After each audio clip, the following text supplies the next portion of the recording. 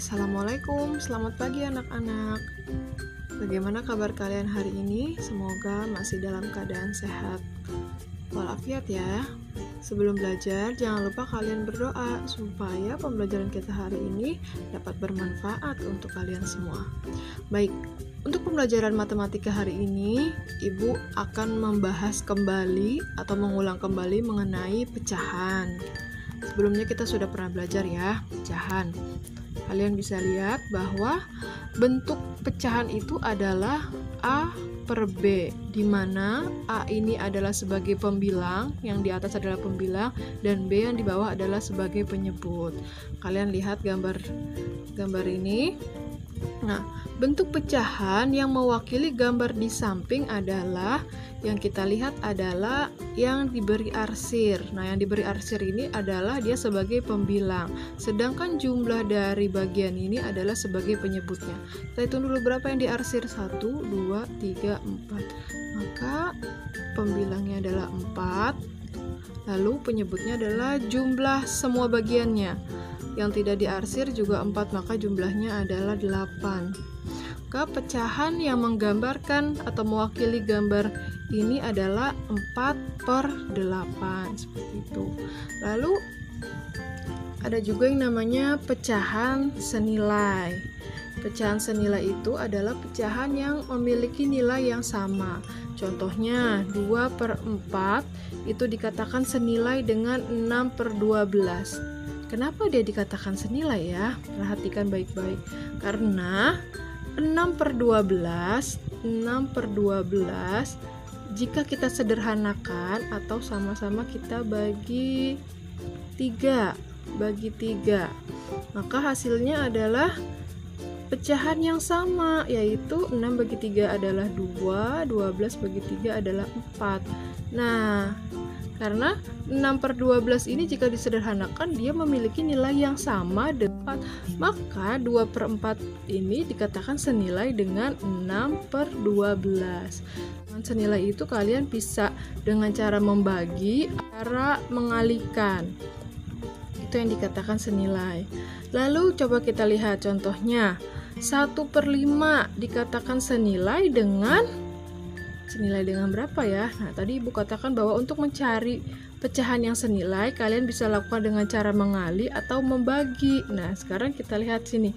Sekarang kita dengan cara mengalihkan ya. Sama-sama misalnya kita kali 2. Didapat adalah 2 per 10. Berarti 1 per 5 ini dia senilai dengan 2 per 10. Tapi kita bisa juga misalnya 1 per 5 kita mau kali 3, bisa jadi 3 per 15. Nah, 1 per 5 juga senilai dengan 3 per 15. Nah, seperti itu ya anak-anak untuk mencari nilai pecahan yang senilai. Lalu 16 per 28, bagaimana? Kalau tadi dengan cara perkalian dikalikan, nah sekarang kita cari dengan cara pembagian. 16 per 28 kita bagi berapa nih? Oh, bagi 2 dulu Bu. Kita bagi 2, maka didapat 8 per 14. Wah, berarti 16 per 28 ini dia juga dikatakan senilai dengan 8 per 14. Masih bisa lagi nih kita bagi. Kita bagi lagi deh Bu, 2. Jadi 4 per 7. Wah Bu, berarti 6 per 28 dia juga senilai dengan 4 per 7. Nah, sampai sini paham ya nak? Baik, kita lanjutkan dengan pecahan yang paling sederhana. Tadi kan senilai, dia bisa dibagi atau dikali untuk mencari bilangan yang senilai. Nah, sekarang untuk pecahan yang sederhana berarti kita cari yang paling sederhana atau yang paling kecil. Berarti dengan cara membagi. 15 per 35 kita bagi 5. Berarti dapat berapa? 3 per 7. Nah, 3/7 ini masih bisa nggak dibagi? Pembagiannya harus sama ya, tidak boleh dengan angka yang berbeda. Oh, tidak bisa Bu, berarti 3/7 ini adalah bentuk sederhana dari 15/35. Sekarang 9/18, kita bagi berapa? Kita bagi 3 aja Bu, boleh. 9 bagi 3, 3, 18 bagi 3, 6. Nah, masih bisa nggak dia dibagi? Oh, masih bisa Bu. Kita bagi lagi 3.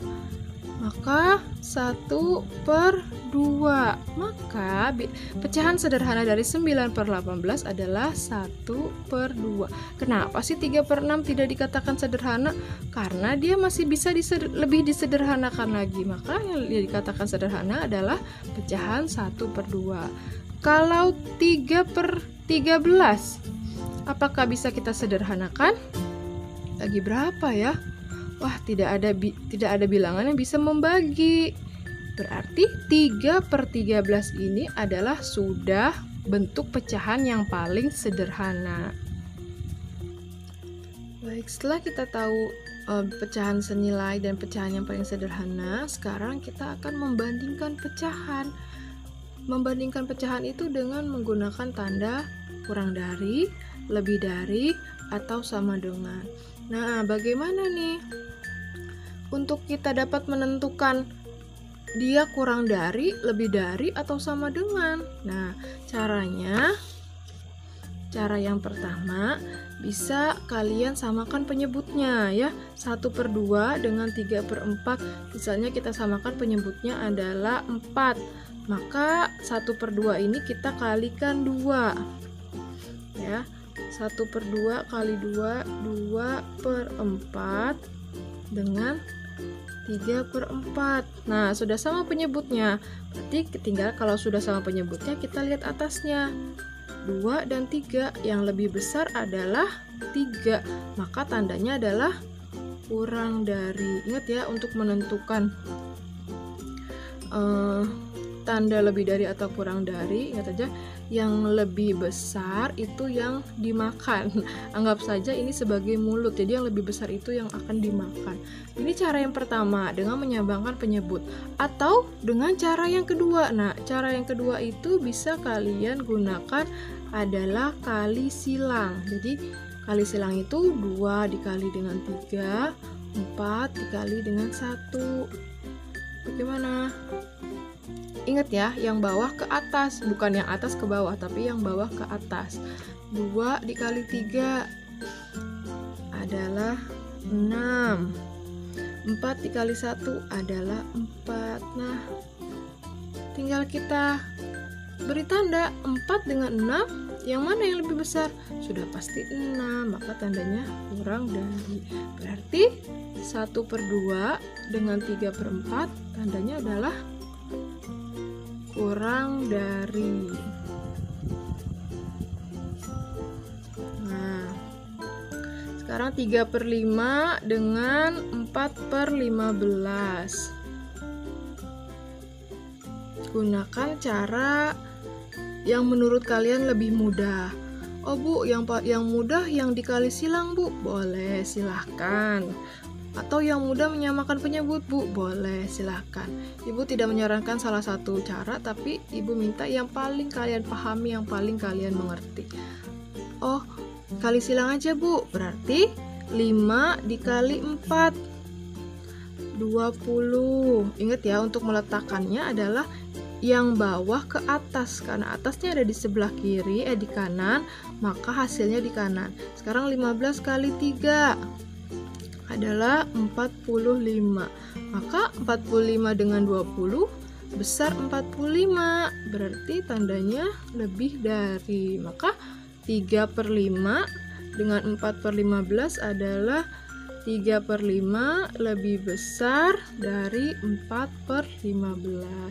Yang terakhir 1/5 dengan 5/25. Yuk kita kali silang lagi. 5 kali 5 25. 25 kali 1 25. Wah, sama Bu hasilnya. Berarti tandanya adalah sama dengan. Berarti 1/5 dia nilainya sama dengan 5/25. Seperti itu caranya. Kita lanjutkan dengan mengubah pecahan. Mengubah pecahan ini yang pertama adalah pecahan biasa ke desimal atau sebaliknya ya, desimal ke biasa. Sekarang kita lihat. Misalnya pecahan biasanya adalah 1/5. Bagaimana mengubahnya ke dalam desimal? Kalau pecahan biasa ke desimal, ingat saja atas dibagi bawah, berarti 1 dibagi 5. Nah, bagaimana? 1 dibagi 5. Boleh kalian hitung ke bawah. 1 dibagi 5 bisa nggak? Nggak bisa, berarti tambahkan 0. Jawabannya 0, lalu 10 dibagi 5 dapat 2 kali 5 adalah 10. Habis, maka 1/5 jika diubah ke dalam bentuk desimal adalah 0,2. Sekarang 2/4, atas bagi bawah. 2 dibagi 4. 2 bagi 4 bisa nggak? Nggak bisa, Bu. Tambahkan 0. 20 bagi 4 dapat 5. 5 kali 4 adalah 20. Kita kurangi, habis. Maka 2/4 itu sama dengan 0,5. Itu untuk pecahan biasa ke desimal, yaitu dengan cara atas dibagi bawah. Nah, sekarang bagaimana jika sebaliknya? Ya, sebaliknya dari desimal ke pecahan biasa. Kalau desimal itu kan 0,35 yang berbentuk koma ya. Maka kalian perhatikan angka di belakang koma. Jika dia seperti ini, 0,35, maka 2 angka di belakang koma ya. Ada angka 3 dan angka 5. 2 angka. Jika dia 2 angka, maka dia per 100. Berarti 35/100. Nah, ini sudah menjadi pecahan biasa. Tapi biasanya akan diminta adalah pecahan yang paling sederhana. Tadi bagaimana cara menyederhanakannya? Dengan cara membagi. Boleh kita bagi 5. 35 bagi 5, 7. 100 bagi 5, 20. Nah, bisa lagi nggak disederhanakan? Nggak bisa. Berarti 7/20 adalah bentuk sederhana pecahan biasa dari 0,35. Sekarang 1,3. Ada berapa angka di belakang koma? Hanya ada angka 3, berarti dia per 10. 13/10. Nah, seperti ini ya. Ini dia cara mengubah pecahan biasa ke desimal dan desimal ke pecahan biasa. Ibu harap kalian dapat mengerti penjelasan dari Ibu. Jika kalian masih belum paham, boleh kalian tanyakan ya. Ini Ibu hanya mengulang materi yang sudah pernah kita pelajari. Baik, sampai di sini dulu materi kita. Nanti Ibu akan kirimkan tugas melalui Classroom. Jika masih ada yang belum paham, silahkan bertanya ya nak, jangan malu-malu. Baik, Ibu akhiri. Assalamualaikum warahmatullahi wabarakatuh.